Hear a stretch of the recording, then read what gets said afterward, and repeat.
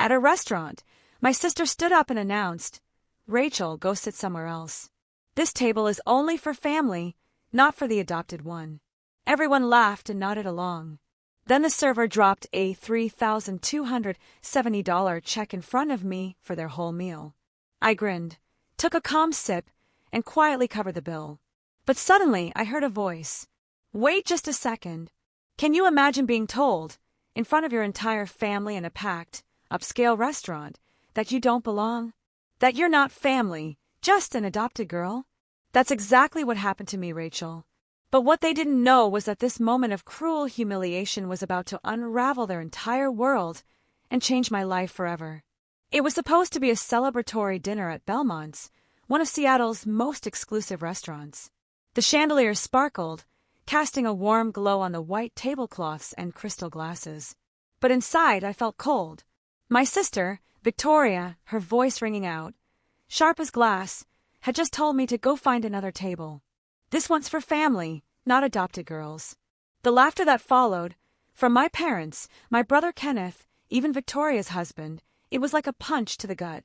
They roared, like it was the funniest joke they'd ever heard. I just stood there, clutching my purse, my face burning, as other diners turned to stare. My name's Rachel, and I'm 27. I'd lived with this family for 22 years, ever since they adopted me at 5. And for 22 years, I'd been reminded that I didn't truly belong, that I was different, that I was less than. The only person who ever made me feel like I mattered was Grandma Dorothy, my adoptive mother's mother, who was sitting silently at the far end of the table, a strange, unreadable expression on her face. "Victoria, that's enough," I managed, my voice a quiet plea for dignity. My mother, Patricia, waved a dismissive, manicured hand. "Oh, don't be so sensitive, dear. We're just teasing. You know how Victoria is." Oh, I knew exactly how Victoria was. At 32, she perfected the art of making me feel small, all while maintaining the perfect facade of family unity. Growing up, she got the best bedroom, the newest clothes, the expensive college education. I got hand-me-downs in community college. She was praised for mediocre achievements. I was criticized for excellence. "Sit down, Rachel," my father, Gregory, commanded, cutting off my protest. "You're making a scene." So I sat, the familiar bitterness rising, swallowing it down. This dinner was for Victoria's latest business deal, some real estate investment my parents had helped finance. They were always helping Victoria. When I'd asked for a loan to start my graphic design business 3 years ago, they'd laughed. "Be realistic," they told me. The evening dragged on, conversations swirling around me like I wasn't even there. Victoria bragged about her new Mercedes. Kenneth discussed his promotion at the bank. My parents beamed with pride, showering them with questions and congratulations. When I tried to mention the major client I just landed, a contract worth $50,000, my mother cut me off. "That's nice, dear. Kenneth, tell us more about your bonus." My heart sank. Here we go again. By the time dessert arrived, I'd retreated into myself, the familiar numbness settling in. This was my role, the outsider, the charity case, the one they kept around to feel good about themselves. Then, the waiter approached with the check. My stomach lurched as he placed the leather folder directly in front of me. I stared at it, utterly confused. "What's this?" I asked. Victoria's laugh was sharp and bright. "Oh, didn't we mention? You're paying tonight. Consider it your contribution to the family, since you're always taking and never giving." "Taking?" The word came out strangled. "I've never asked you for anything." My mother Patricia ticked off items on her fingers. "The roof over your head growing up, the food, the clothes. We gave you everything, Rachel. The least you can do is buy us dinner." My hands trembled as I opened the folder. The total made my vision blur, $3,270. They'd ordered the most expensive wines, multiple appetizers, premium steaks, lobster tails. Kenneth had ordered 3 desserts, just because he could. "I can't afford this," I whispered. "Of course you can," Victoria said, sickly sweet. "You just told us about your big client. 50,000, wasn't it? This is nothing to you now." The truth was that $50,000 was spread over 6 months of work, and most of it was already allocated to business expenses, rent, and paying off the student loans my family had refused to help with. This single dinner would wipe out my savings. But I couldn't make another scene. Couldn't give them more ammunition to call me ungrateful, difficult, dramatic. With shaking hands, I pulled out my credit card. The waiter whisked it away, and I forced myself to smile, to sip my water, to pretend this wasn't devastating me. Victoria was already talking about their upcoming vacation to Tuscany. My parents planned to join them. No one asked if I wanted to come. They never did. When the waiter returned with my card and receipt, I signed with numb fingers. $3,270 for the privilege of being humiliated by the people who were supposed to love me. Well, that was lovely, Patricia said, dabbing her lips. Same time next month. Next month. They expected this to become a regular thing. I opened my mouth to protest, to finally say enough was enough, when a voice cut through the chatter. Just a moment, please. Everyone fell silent. Grandma Dorothy, who'd been quiet all evening, was standing at her end of the table. At 78, she still commanded attention, her silver hair perfectly styled, her posture straight as a rod. Something in her expression made my chest tighten. The restaurant seemed to hold its breath. Grandma Dorothy had always been different. While my parents and siblings treated me like an obligation, she'd been the one who showed up at my school plays, who remembered my birthday, who asked about my dreams. She was also the wealthiest person I'd ever known, a self-made billionaire who'd built a pharmaceutical empire from nothing. But lately, she'd been quieter, watching. I'd noticed her observing family gatherings with an intensity that made me wonder what she was thinking. "Mother, what is it?" Patricia asked, irritation creeping into her voice. "We were just about to leave. Sit down, all of you." Grandma Dorothy's voice carried an authority that made even my father straighten in his chair. "I have something to say, and you're going to listen." Victoria rolled her eyes but stayed seated. Kenneth checked his phone under the table. My parents exchanged confused glances. Grandma Dorothy's gaze swept across each of them before landing on me. Something flickered in her eyes. Sadness, maybe, or deep disappointment in everyone else. "I've been watching this family for years," she began, her voice steady but cold. "Watching how you treat Rachel. How you've always treated her." "Mother, really?" Patricia protested. "This isn't the time." "Be quiet." The command was so sharp that my mother actually obeyed. "I'm 78 years old, and I've spent the past few months thinking about my legacy, about where my money should go when I'm gone." The table went very still. My father's fork clinked against his plate as he set it down. Victoria's smug expression faltered. "We all know how this works," Grandma Dorothy continued. "The bulk of my estate goes to Patricia, then distributed among the grandchildren. That's what the current will says." I watched Victoria's face light up with greed. She'd been counting on that inheritance for years, planning elaborate purchases, making investments based on money she didn't even have yet. "But I've had my lawyer draw up a new will." Grandma Dorothy pulled an envelope from her purse. "Signed and notarized yesterday." The silence was suffocating. "You can't be serious," Kenneth said. "You're changing your will because of what?" "A stupid joke." "A joke?" Grandma Dorothy's laugh was bitter. "I've watched you all mock and belittle Rachel for over 2 decades. I've watched you exclude her, humiliate her, treat her like she's less than human. And tonight, you made her pay for your excess while you laughed about it. We were just having fun." Victoria protested, but her voice wavered. "Fun!" Grandma Dorothy repeated the word like it tasted foul. "You think cruelty is fun? You think making someone feel worthless is entertainment?" My heart was pounding, so hard I thought everyone could hear it. Grandma Dorothy walked slowly around the table until she stood beside me. Her hand rested gently on my shoulder. "Rachel is the only one in this family who's shown true character," she said. "She's worked for everything she has, built a business from nothing with no help from any of you. She's kind, talented, and resilient despite your best efforts to break her spirit." "Mother, you're being dramatic," Gregory said, but his voice lacked conviction. "Am I?" Grandma Dorothy's eyebrows rose. "Patricia, when was the last time you asked Rachel about her life? Really asked and actually listened to the answer?" My mother's mouth opened and closed. "Kenneth, have you ever congratulated your sister on her accomplishments? Ever acknowledged her success?" My brother stared at his plate. "Victoria, Have you spent even one day treating Rachel like family instead of a servant? My sister's face flushed red with anger and embarrassment. Grandma Dorothy looked at each of them, her disappointment evident.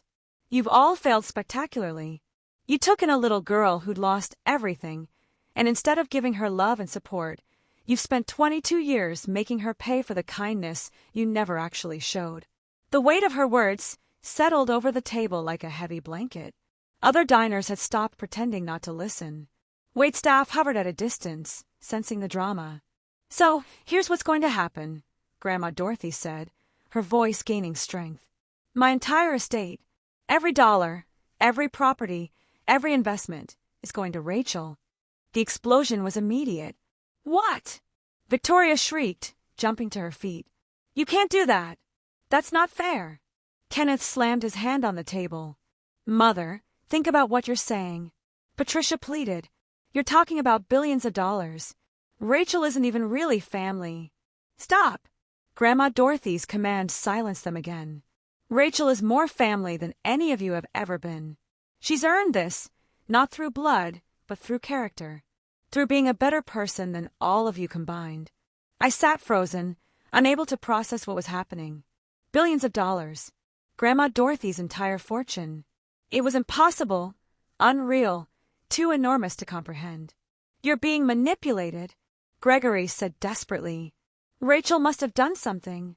Rachel has done nothing but survive your abuse. Grandma Dorothy cut him off. And that ends tonight. She pulled out her phone and made a call. Thomas, it's Dorothy.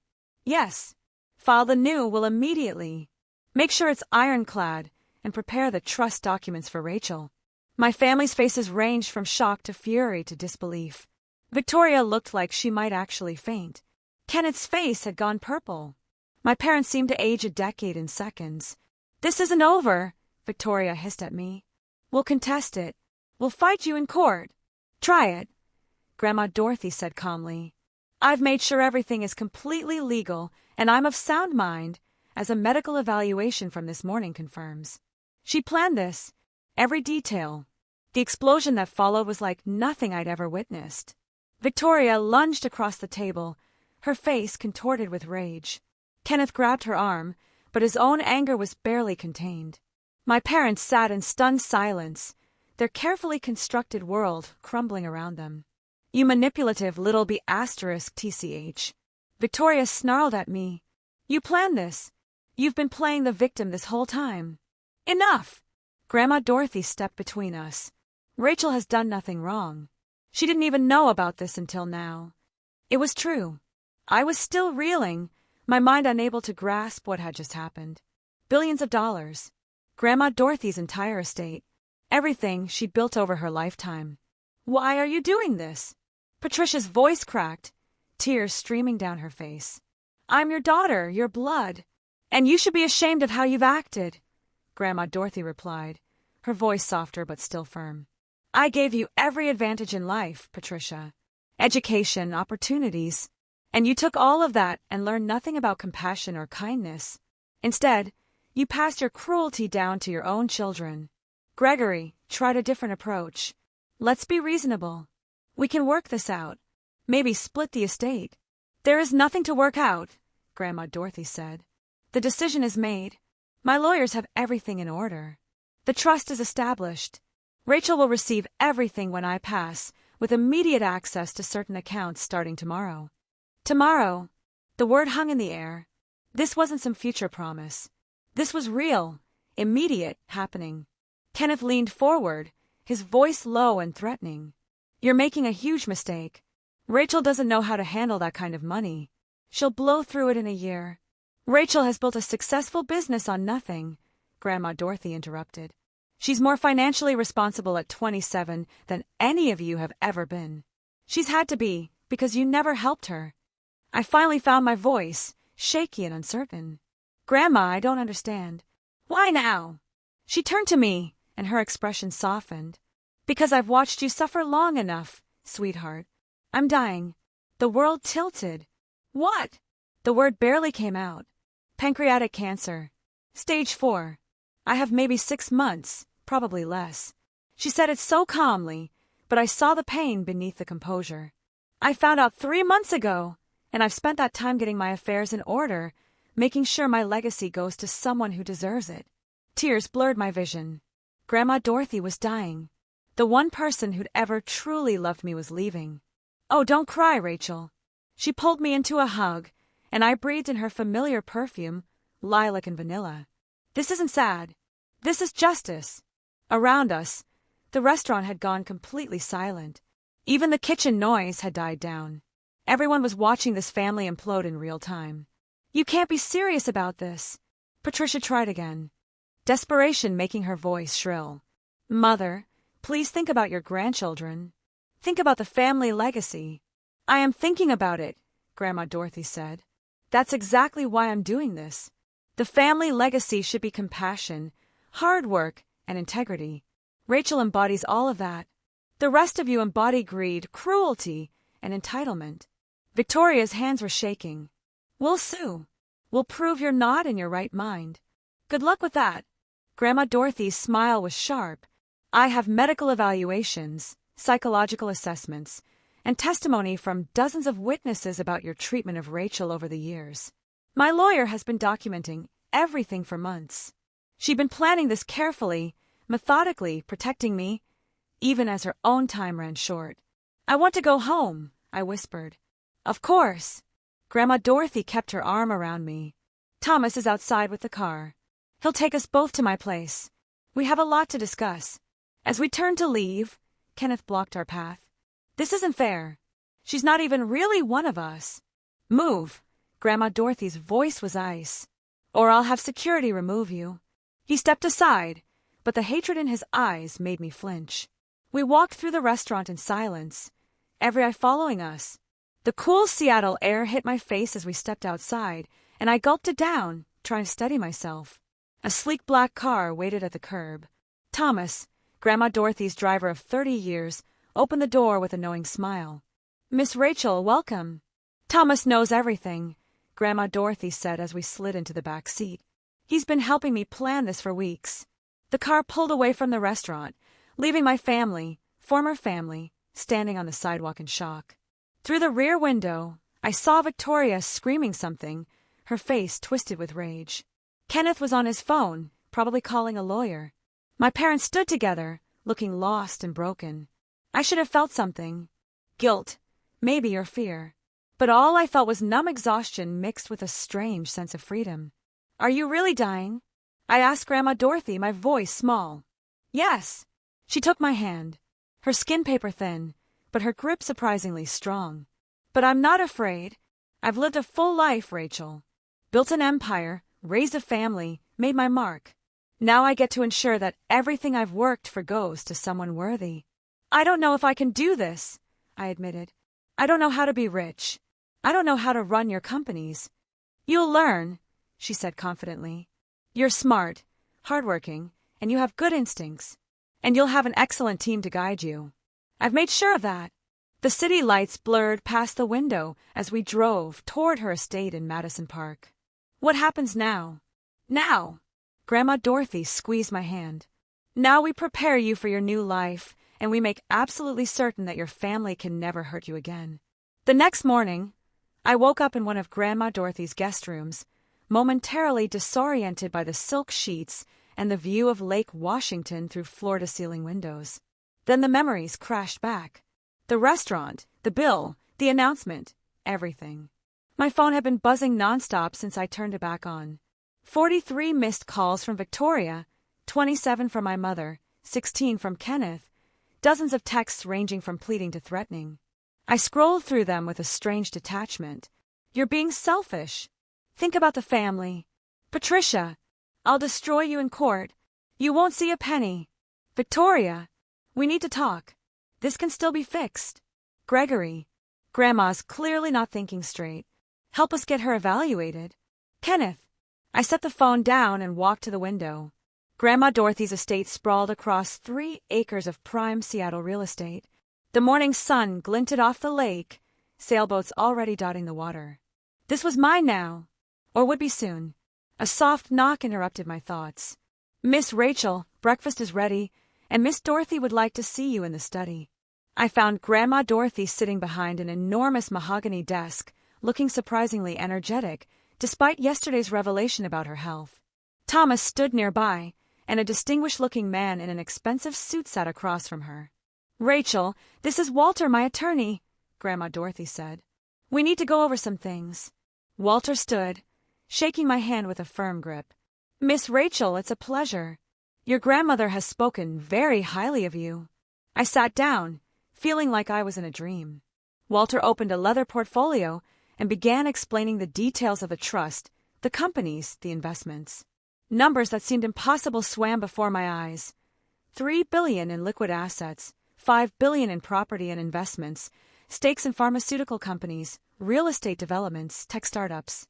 "The immediate access accounts activate today," Walter explained.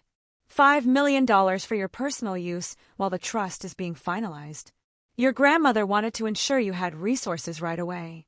$5 million for immediate use. I felt dizzy. "There's more," Grandma Dorothy said, her eyes sharp. "Your family will try to contest this. They'll claim undue influence, diminish capacity, anything they can think of. We need to be prepared." "What can they actually do?" I asked. Walter leaned forward. "Legally, not much. Miss Dorothy has documentation proving her sound mind, including evaluations from 3 separate doctors. The will is ironclad. However, they can make the process difficult, drag it out in court, create negative publicity." "Let them try," Grandma Dorothy said firmly. "I've been documenting their treatment of Rachel for years. Every cruel comment, every exclusion, every incident of financial abuse. If they want a court battle, I'll bury them with evidence." My phone buzzed again. "Victoria." I silenced it. "There's something else you need to know," Grandma Dorothy said, and something in her tone made me tense. "Your adoption wasn't quite what you think it was." The room seemed to tilt. "What do you mean?" She pulled a folder from her desk drawer, sliding it across to me. "When Patricia and Gregory adopted you, they received a substantial sum of money. $750,000, to be exact. It was meant to cover your care, education, everything you'd need growing up." I stared at the documents in the folder, bank statements, transfer records. "They took money for adopting me from a trust set up by your birth parents," Grandma Dorothy confirmed. "They died in a car accident when you were 5. They'd established a trust to ensure you were cared for. Patricia and Gregory were approved as adoptive parents and given access to those funds." My hands shook as I flipped through the papers. $750,000. And I'd worn secondhand clothes, gone to community college on student loans, been told the family couldn't afford to help me. "They spent it all," I whispered, seeing the account statements. Vacations, cars, Victoria's private school tuition, Kenneth's college fund. "They spent my money on everyone but me." "Yes," Grandma Dorothy said quietly. "I only discovered this myself 2 years ago. I've been investigating since then, gathering evidence. That's theft, Rachel. They stole from a child. The betrayal cut deeper than anything else. It wasn't just cruelty or favoritism. They'd profited from my loss, taking money meant for my care and using it to spoil their biological children while treating me like a burden." "Why didn't you tell me sooner?" I asked. "Because I needed to be sure. Needed all the documentation perfect and legal. And because," she paused, looking older suddenly, "because I knew that once you learned the truth, there would be no going back. Your relationship with them, toxic as it was, would be over completely." She was right. Any tiny part of me that had hoped for reconciliation, that had wondered if maybe I was too sensitive or ungrateful, died in that moment. They hadn't just been cruel. They'd been criminals. What do I do? I felt lost, overwhelmed. "You let me handle it," Grandma Dorothy said. "Walter has already filed a civil suit against Patricia and Gregory for misappropriation of trust funds. With interest over 22 years, they owe you approximately $2.3 million. My phone exploded with calls again. This time it was my father. "Answer it," Grandma Dorothy said. "Put it on speaker. Let's hear what he has to say." With shaking hands, I accepted the call. "Rachel!" Gregory's voice was desperate. "Rachel, please. We need to talk. Your grandmother isn't thinking clearly." "She seems perfectly clear to me," I said, my voice steadier than I felt. "This is insane. You can't possibly think you deserve her entire fortune. You've been with us for 22 years, and suddenly you turn on us the moment money is involved. The moment money is involved? I repeated. You mean like the $750,000 you took for adopting me? The money you spend on everyone except me? Silence. Then, I don't know what lies she's been telling you. Bank records don't lie, Dad. The word felt bitter. Walter has all the documentation. You stole from me. You both did. Patricia's voice came through the phone, shrill with panic. That money was for raising you. For housing you, feeding you. You gave me hand-me-downs and made me pay my own way through college, I said. Meanwhile, Victoria got designer clothes and a full ride to a private university. Kenneth got a new car at 16. I got nothing. You're being ungrateful. Gregory tried. We gave you a home. You gave me a prison, I said. The words felt powerful, liberating. You made me feel worthless every single day. And you did it while spending money that was meant for me. We'll fight this, Patricia threatened. We'll take you to court. Please do, Grandma Dorothy cut in. I'd love to see you explain the financial records to a judge. Explain how you took money meant for a grieving 5-year-old and spent it on luxury vacations. The call ended abruptly. They'd hung up, probably to call their own lawyer. I felt Walter's hand on my shoulder. Miss Rachel, I know this is overwhelming, but you need to understand. You hold all the cards here. They have no legal ground to stand on.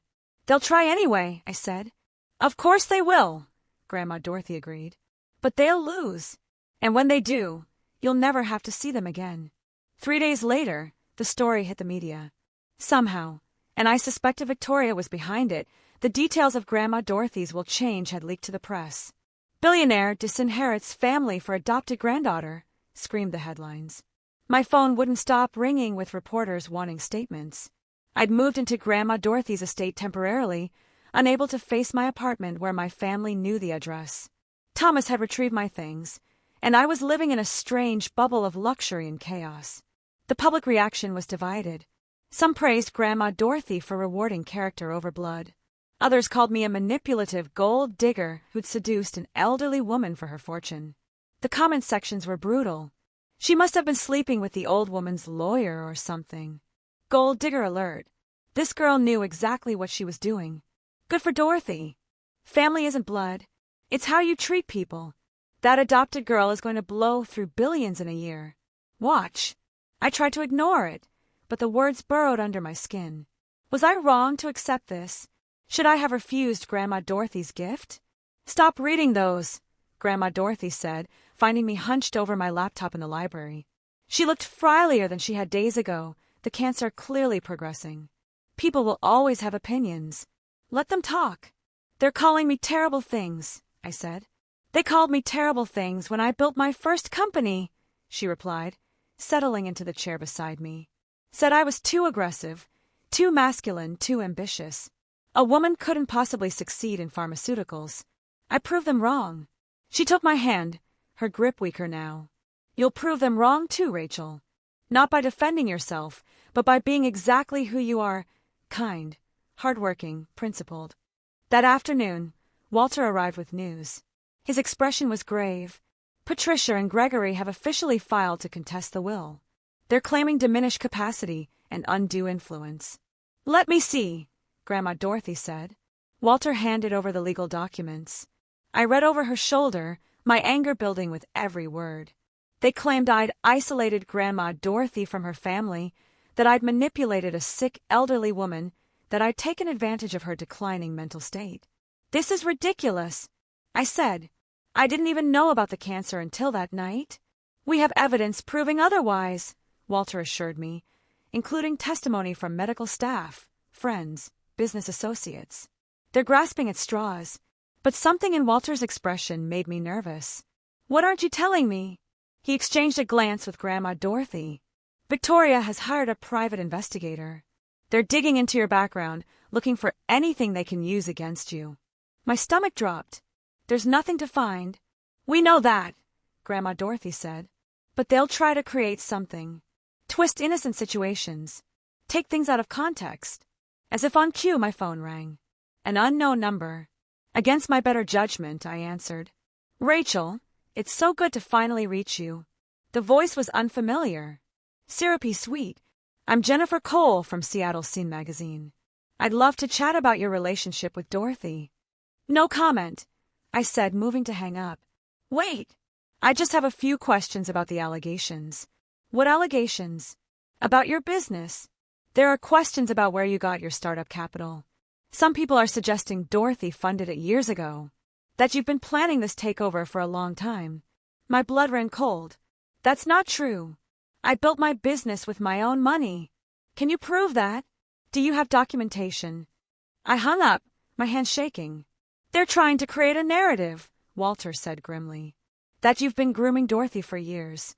That everything you've accomplished was really her money. But it wasn't. I have loan documents, business records. We know, Grandma Dorothy soothed. And we'll prove it. But Rachel, you need to prepare yourself.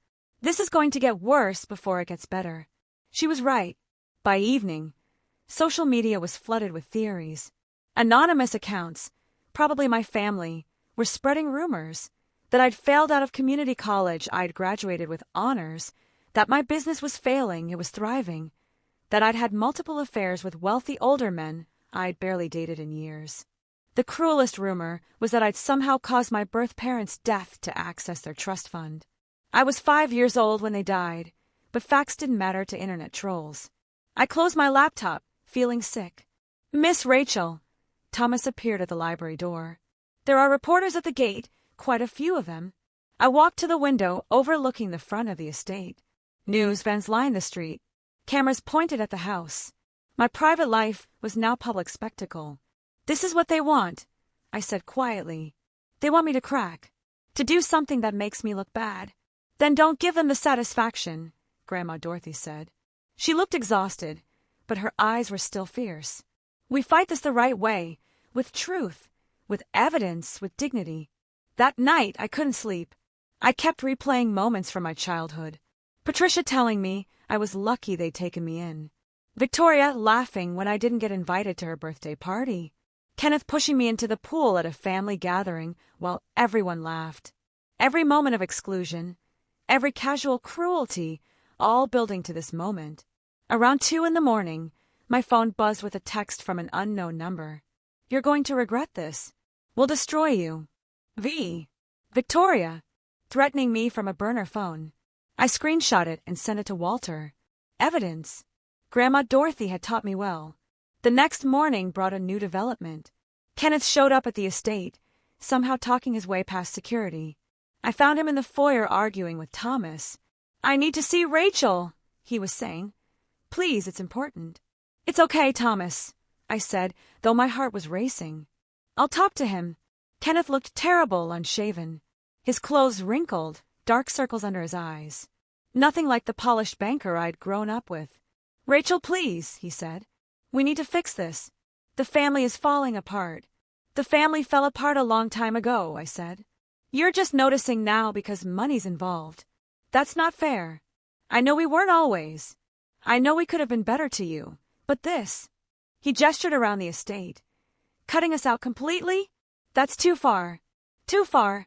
My voice rose despite my attempt to stay calm. Kenneth, you pushed me into a pool when I was 12, and I nearly drowned because I didn't know how to swim. Nobody taught me, because swimming lessons were for real family. Victoria told everyone at school I was adopted because my real parents didn't want me. Mom forgot my birthday 3 years in a row. Dad told me I should be grateful for scraps. And you all spent $750,000 that was meant for me while I worked 3 jobs to pay for community college. Kenneth's face went white. I didn't know about that money, I swear. You didn't know because you never asked. The words poured out, years of pain finally finding voice. None of you ever asked about me, about my life, about whether I was okay. You want to fix the family? There's nothing to fix. It was broken from the start. Rachel, please. Get out. My voice was steady now. Cold. Get out of this house and don't come back. You're making a mistake, Kenneth said, but there was no conviction in it. When Grandma's gone, you'll have no one. I already had no one, I said. At least now I'll have resources to build an actual life. Thomas escorted Kenneth out. Through the window, I watched my brother walk to his car, shoulders slumped. For a moment, just a moment, I felt a pang of something. Not quite guilt, but a sad acknowledgement of what could have been if they'd chosen differently. That afternoon, Walter called an emergency meeting. His expression was grave. "Victoria's legal team has found something," he said. "Or rather, they claim to have found something. They're alleging that you forged documents related to your business, specifically contracts with clients. They're trying to paint you as dishonest, someone capable of manipulating Dorothy." "That's insane," I said. "All my contracts are legitimate." "We know that, but they're filing a motion to delay the will proceedings pending an investigation. It's a stall tactic, but it could work." Grandma Dorothy's hand slammed on the desk, startling us both. Despite her frailty, anger gave her strength. "Absolutely not, Walter. File an emergency motion to expedite. I want this settled before." She didn't finish the sentence. "Before she died." "Dorothy, you should rest," Walter began. "I'll rest when this is done," she snapped. "My granddaughter is being attacked by vultures masquerading as family. We end this now." Walter nodded and pulled out his phone, stepping away to make calls. Grandma Dorothy turned to me, her eyes fierce despite the exhaustion evident in her face. "Rachel, I need you to do something for me. Anything. I'm holding a press conference tomorrow. I'm going to tell the truth, all of it, about the stolen money, the abuse, everything. But I need you to be there with me. The world needs to see you, hear from you directly." Terror gripped me. "I can't. I'll say something wrong." "You'll be perfect," she said firmly. "Because you'll tell the truth.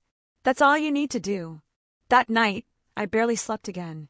I kept rehearsing what I might say, then abandoning it. How do you sum up 22 years of pain in a few minutes? How do you make strangers understand? The press conference was scheduled for 2 in the afternoon at Grandma Dorothy's downtown office. When Thomas drove us there, the media presence was overwhelming. Cameras everywhere, reporters shouting questions, a crowd of onlookers documenting everything on their phones. Walter had prepared a statement, but when I looked at Grandma Dorothy, really looked at her, I saw how much this was costing her. She was dying, using her last reserves of strength to fight for me. The conference room was packed, cameras rolling, lights bright, the air thick with anticipation. Grandma Dorothy sat beside me at a long table, Walter on her other side. She looked small, but unbreakable. "Thank you for coming," she began, her voice surprisingly strong. "I'm here to address the rumors and allegations surrounding my will and my granddaughter, Rachel." She laid it all out, the documentation of abuse, the stolen trust fund money, years of emotional and financial manipulation. She showed bank records, medical evaluations proving her sound mind, testimony from business associates about her mental acuity, documentation of the abuse I'd suffered, photos, recordings, witness statements. And finally, Victoria's viral video confession. It was methodical, devastating, irrefutable. "Some have suggested Rachel manipulated me," Grandma Dorothy said, her gaze sweeping the room. "The truth is the opposite. My biological family manipulated her. They took a grieving 5-year-old child and used her as a punching bag for their own inadequacies. They stole from her, belittled her, and made her feel worthless. Despite all of that, Rachel built a life, a successful business. She became kind, compassionate, hardworking, everything they are not." Then she gestured to me. Rachel would like to say a few words. My mouth went dry. Every eye in the room was on me. I could see the judgment, the curiosity, the skepticism. I cleared my throat. "I don't know what to say that my grandmother hasn't already said. I never wanted this attention. I never wanted to be rich, or famous, or involved in legal battles." My voice steadied as I continued. "I just wanted a family that loved me. I wanted parents who cared if I was okay, siblings who celebrated my successes instead of mocking them. I wanted to belong somewhere." I looked directly at the cameras. "I know some of you think I'm a gold digger, that I manipulated a dying woman for money, but I didn't even know about the inheritance until that night at the restaurant. I didn't know my grandmother was sick. I didn't know about the stolen trust fund money. All I knew was that once again, my family was humiliating me and demanding I pay for the privilege. Tears threatened, but I pushed through. My grandmother is giving me her fortune because she believes in who I am, not because I asked for it. And I'm going to honor that trust by being exactly who she sees. Someone who builds things, helps people, and refuses to be cruel just because it's easier. The questions came fast and furious after that, reporters shouting, cameras flashing, but Walter fielded them expertly, and Grandma Dorothy sat beside me, her hand finding mine under the table. As we were wrapping up, Victoria burst through the doors. Security moved to stop her, but she was already shouting, "This is all lies. She's brainwashed you all." Victoria's makeup was smeared, her designer dress wrinkled. She looked unhinged. "I'm the real victim here. That adopted brat has stolen my inheritance." The camera swiveled to her, capturing every second of her meltdown. "Miss Victoria," a reporter called out, "what about the allegations that your parents stole trust fund money meant for Rachel? That money was ours. We earned it by raising her ungrateful ass." "You earned $750,000 for treating a child like garbage?" another reporter asked. Victoria realized her mistake too late. The cameras had caught everything. Her admission, her rage, her complete lack of remorse. "Get her out of here," Walter said to security as Victoria was escorted out, still screaming threats. I watched the reporters, frantically typing on their phones. The narrative had just shifted. Victoria had given them the villain they needed, and it wasn't me. Grandma Dorothy squeezed my hand. "Well," she said quietly, "I don't think we could have planned that better if we tried." Despite everything, I almost smiled. Victoria had destroyed herself, and she'd done it on camera for the world to see. The video of Victoria's meltdown went viral within hours. By evening, it had been viewed over 10 million times. News outlets played it on loop, dissecting every word, every unhinged expression. Social media exploded with commentary. Did she really just admit they took money for raising an adopted kid? This family is toxic. Rachel deserves everything. Victoria just destroyed her own case in under 60 seconds. Brilliant. That look on her face when she realized what she said. Priceless. Public opinion shifted overnight. What had been a divided conversation became a landslide of support for me and condemnation for my family. Memes spread. Commentary videos analyzed the situation. Legal experts weighed in, all agreeing that Victoria's admission had essentially torpedoed any chance of contesting the will. I watched it all from Grandma Dorothy's study, still processing. Walter sat across from me, looking pleased. "Their legal case just collapsed," he said. "Victoria's admission that they earned the trust fund money by raising you is essentially a confession to misappropriation of funds. Combined with the documentation we already have, they have no leg to stand on." "What happens now?" I asked. "Now their lawyers will try to do damage control, but it's too late. The court hearing is in 3 days. I'd be shocked if the judge doesn't rule in our favor immediately." He paused. "There's also the criminal aspect. The district attorney's office has reached out. They're considering fraud charges against Patricia and Gregory. Criminal charges. My parents could go to prison." Grandma Dorothy entered the study, moving slowly with Thomas supporting her arm. She declined rapidly since the press conference, the effort having drained her reserves, but her eyes were still sharp. "Don't look so worried," she said, settling into her chair. "They made their choices. Now they face the consequences. They're still my parents," I said quietly. "Or they were supposed to be." "They were never your parents," Grandma Dorothy said firmly. "Parents protect their children. Love them. Support them. What Patricia and Gregory did was exploitation. Pure and simple." My phone buzzed. Another message, but this one made my blood run cold. "I know where you live now. This isn't over. V." I showed it to Walter, who immediately made a call. "I'm getting a restraining order filed today and increasing security at the estate." "She's desperate," Grandma Dorothy observed. "Desperate people do dangerous things." She was right. Over the next 2 days, Victoria's behavior became increasingly erratic. She showed up at my old apartment building, screaming at tenants. She posted long, rambling rants on social media, each one more unhinged than the last. She claimed I'd used witchcraft to manipulate Grandma Dorothy, that I was part of a conspiracy, that she was the real victim of elder abuse. Each post only made things worse for her. The public watched her self-destruct in real time, and any sympathy that might have existed evaporated. "Kenneth, tried a different approach. He went on a local news program, presenting himself as the reasonable middle ground. "Look, I think there were mistakes made on both sides," he said earnestly to the camera. "Yes, maybe we weren't as welcoming to Rachel as we should have been, but to cut the entire family out over childhood disagreements, that seems extreme." The interviewer wasn't buying it. "Mr. Kenneth, are you aware that your parents received $750,000 intended for Rachel's care, which they allegedly spent on your education and your sister's?" Kenneth's composure cracked. That money was for the whole family. Rachel benefited from it, too. She wore hand-me-downs while your sister got designer clothes. She took out loans for community college while you attended a private university, fully funded. How exactly did she benefit? Kenneth ended the interview early, but the damage was done. The public saw through him. My father tried yet another tactic, appealing to sympathy. He gave a tearful interview about how he loved me like a daughter. How this was breaking his heart. How families should forgive each other. "We made mistakes," Gregory said, his voice breaking. "What parent hasn't? But to be cut off completely, to be accused of theft, it's destroying us. Patricia can barely get out of bed. Kenneth's marriage is suffering. Victoria's having a breakdown. All because we weren't perfect." The interviewer, the same one who dismantled Kenneth, showed no mercy.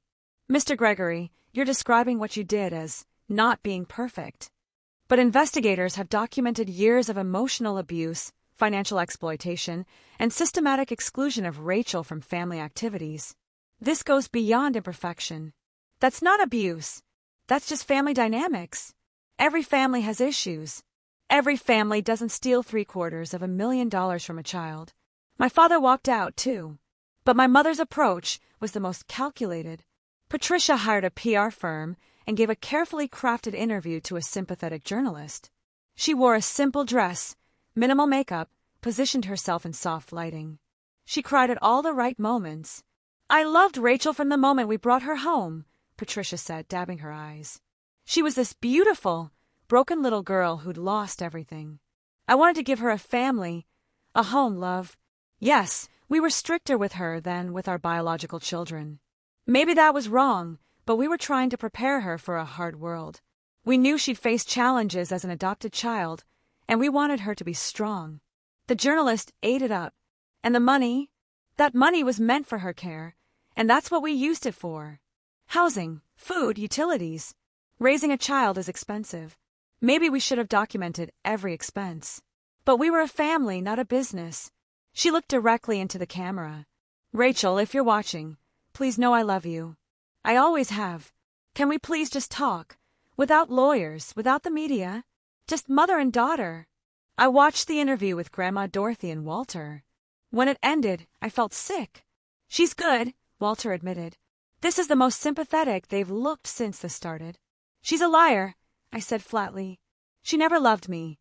This is just another manipulation." "I know," Grandma Dorothy said, "but some people will believe her. The question is, do you care?" Did I? I thought about it. A week ago, I might have cared desperately. I'd have wanted everyone to know the truth, to see Patricia for what she really was. But now? "No," I said. "I don't care what strangers think. The people who matter know the truth." Grandma Dorothy smiled. "Good girl." The court hearing arrived on a gray Seattle morning. The courthouse was surrounded by media, protesters holding signs both for and against me.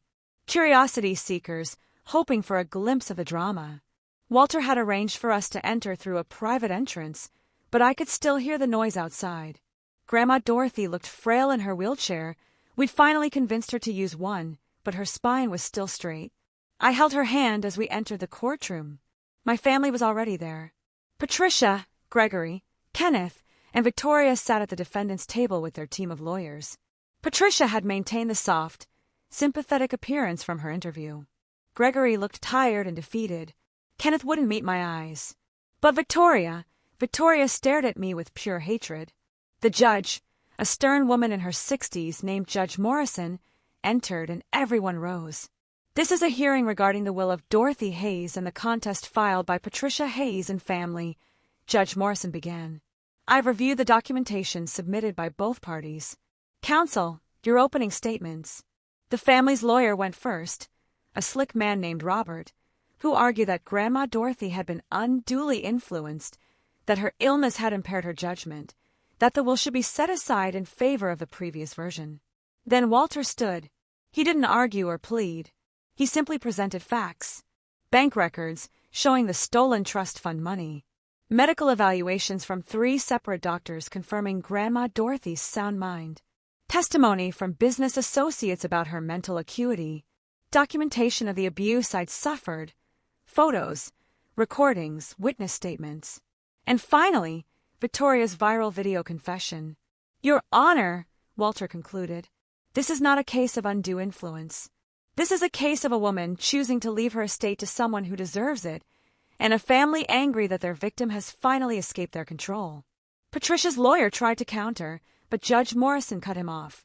I've seen enough, she said. The evidence is overwhelming. Miss Dorothy Hayes was clearly of sound mind when she executed her new will.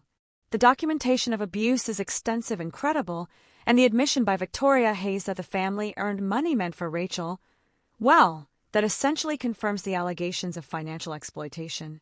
My heart began to race.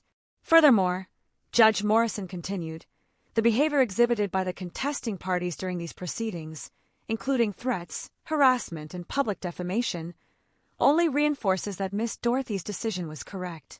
A family that truly loved Rachel would never have treated her this way before or after the will change. Victoria stood up, unable to contain herself. This is B****cal shit. You can't just... Sit down, Judge Morrison commanded, or I'll hold you in contempt. Victoria sat, but her fury was palpable. I'm ruling in favor of the will as executed, Judge Morrison declared. The contest is dismissed with prejudice. Furthermore, I'm ordering Patricia and Gregory Hayes to pay restitution for the misappropriated trust funds, $750,000, plus interest over 22 years, totaling approximately $2.3 million. They have 90 days to pay in full. The courtroom erupted. Patricia collapsed in her chair, sobbing. Gregory looked like he'd aged 10 years and 10 seconds. Kenneth put his head in his hands. Victoria started screaming obscenities until bailiffs escorted her out. I sat frozen, unable to process that it was over. We'd won. Completely, decisively, irrevocably. Grandma Dorothy squeezed my hand. It's done, sweetheart. You're free. Media swarmed us as we left the courthouse, but Walter and Thomas created a barrier. I heard the questions being shouted. How did I feel? What would I do with the money? Did I have a message for my family? But I didn't answer. I just helped Grandma Dorothy into the car and let Thomas drive us away. Back at the estate, Grandma Dorothy was exhausted but satisfied. I can die happy now, she said, and the words hit me like a physical blow. Don't say that, I whispered. Please. Oh, Rachel. She cupped my face with her thin hands. I'm not afraid. I got to see justice done. I got to know my fortune will be used for good. That's more than most people get. Over the next 3 weeks, I watched Grandma Dorothy fade. She slipped in and out of consciousness, sometimes lucid, sometimes lost in memories. I stayed by her side, holding her hand, telling her about my plans for the foundation. I wanted to start something to help adopted children who were being abused or exploited. That's perfect, she murmured during one of her clearer moments. Help others like you break the cycle. I will, I promised. I'll make you proud. You already have. Her smile was peaceful. You survived them, Rachel. You stayed kind when they were cruel. You worked hard when they tried to break you. You're everything I hoped you'd be. She died on a Tuesday morning with me, holding her hand and the sun streaming through the window. Her last words were, "Thank you for being my real family." I stayed with her for a long time after, crying for the woman who'd saved me, who'd loved me, who'd given me a future. The only grandmother I'd ever really had. The funeral was private, just me, Thomas, Walter, and a few of Grandma Dorothy's close friends. My family wasn't invited, though Patricia tried to crash it and was turned away by security. In the weeks that followed, the full transfer of assets was completed. I was now the sole heir to a $3 billion fortune. The number was still incomprehensible, but I was determined to honor Grandma Dorothy's legacy. The first thing I did was establish the Dorothy Hayes Foundation for Adopted Children. Not because it sounded good or made me look charitable, but because I knew firsthand how many kids were trapped in situations like mine. The foundation would provide legal support, counseling, emergency housing, and educational funding for adopted children suffering abuse or exploitation. The second thing I did was hire an excellent management team for Grandma Dorothy's companies. I wasn't ready to run billion-dollar corporations, but I could learn. I attended every meeting, asked questions, studied at night. Slowly, I began to understand the empire she'd built. My family's downfall was swift and brutal. Unable to pay the $2.3 million in restitution, Patricia and Gregory were forced to sell their house, their cars, everything of value. They moved into a small apartment in a rough neighborhood. Ironic, considering they'd always looked down on people they deemed beneath them. Gregory faced fraud charges for the trust fund theft and was sentenced to 3 years in prison. Patricia received 2 years. Kenneth, who'd benefited from the stolen money through his education, was required to pay back his portion, approximately $400,000. His marriage collapsed under the financial strain, and last I heard, he was working 2 jobs to make the payments. But Victoria's fate was the most satisfying. Her viral meltdown had destroyed any credibility she had. Her husband divorced her, taking their house and most of their assets. She'd invested heavily in a restaurant venture that failed spectacularly, leaving her deep in debt. The private investigator she'd hired to dig up dirt on me was now suing her for unpaid fees. She tried to write a tell-all book, but publishers rejected it after fact-checkers found it full of lies. She'd attempted to start a YouTube channel, but the comments were so brutal she deleted it. She'd even tried to reconcile with me, not out of genuine remorse, but desperate hope I'd give her money.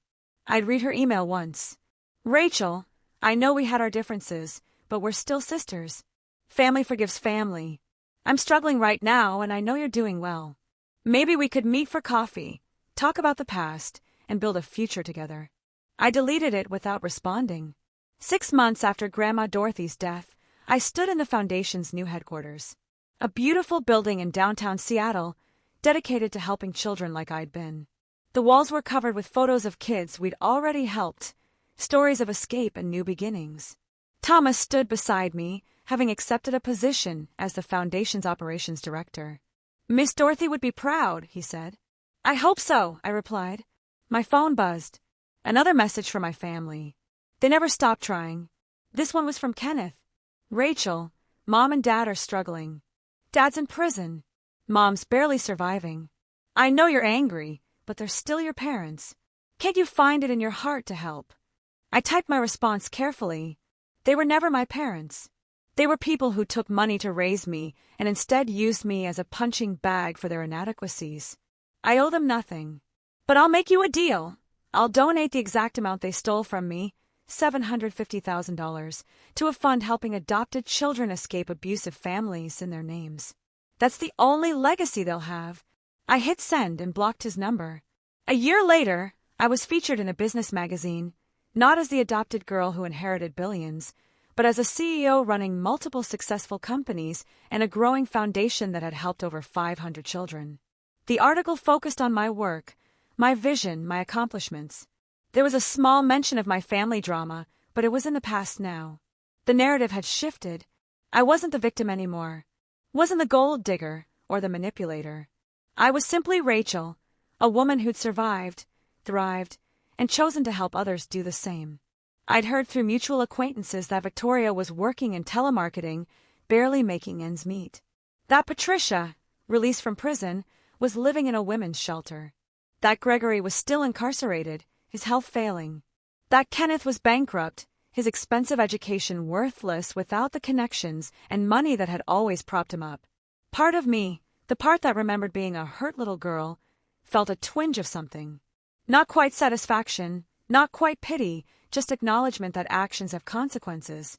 That cruelty eventually circles back. My family never recovered from their fall. Victoria's attempts to rebuild her life repeatedly failed, each venture collapsing under the weight of her reputation and poor decisions. Patricia and Gregory lived out their remaining years in poverty and isolation, their biological children too consumed with their own struggles to help.